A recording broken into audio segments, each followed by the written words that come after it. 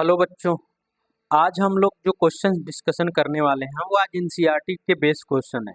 आज एनसीईआरटी के एक्सरसाइज के क्वेश्चंस हम लोग आज डिस्कशन करने वाले हैं, जिसमें हम मोल कॉन्सेप्ट के चैप्टर को हम क्या करेंगे, आज डिस्कशन करेंगे।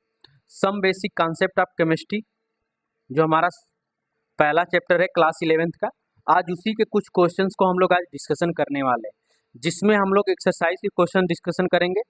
जिसमें हमारा पहला क्वेश्चन है, calculate the molar mass of the following. Water, carbon dioxide और CH4 का हमें क्या निकालना है, मोलर मास निकालना है।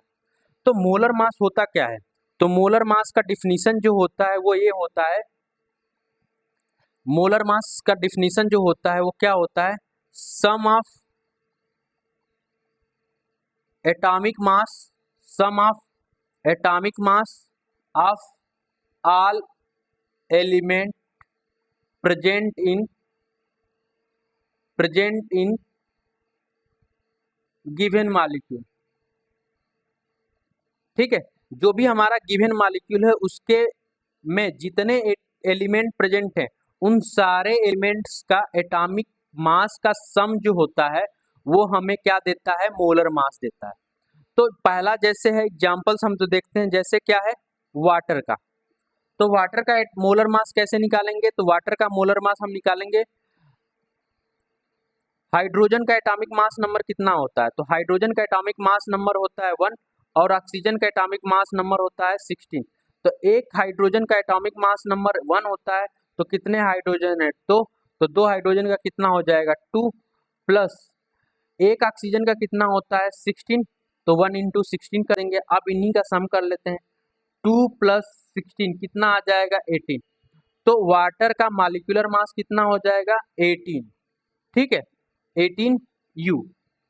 अगर एक मॉलिक्यूल का मास पूछेगा तो हम इसको U में बोल देंगे, और 1 मोल मॉलिक्यूल का मास पूछेगा तो ये 18 ग्राम पर मोल कर देंगे। ठीक है, इसी को अगर 1 मोल वाटर मॉलिक्यूल का मास पूछ देगा तो ये क्या हो जाएगा 18 ग्राम पर मोल, और एक मॉलिक्यूल का पूछ देगा तो हम 18 U लिख देंगे या 18 U लिख देंगे या 18 AMU लिख देंगे। ठीक है, ये हो गया। दूसरा क्या है, CO2 दिया हुआ है, तो कार्बन का कितना होता है, तो कार्बन का होता है 12।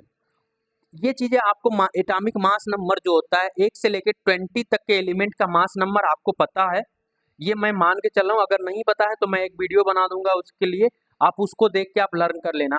ठीक है, अब जैसे क्या है,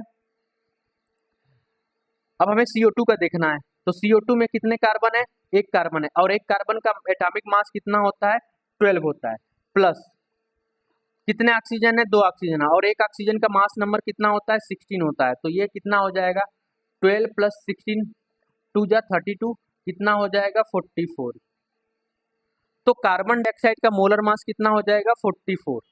इसी तरह से CH4 है, तो CH4 का मोलर मास कितना हो जाएगा, तो CH4 में एक कार्बन है, तो एक कार्बन का मास कितना हो जाएगा 12, और 4 हाइड्रोजन है, तो 4 हाइड्रोजन का मास कितना हो जाएगा, तो 4 × 1।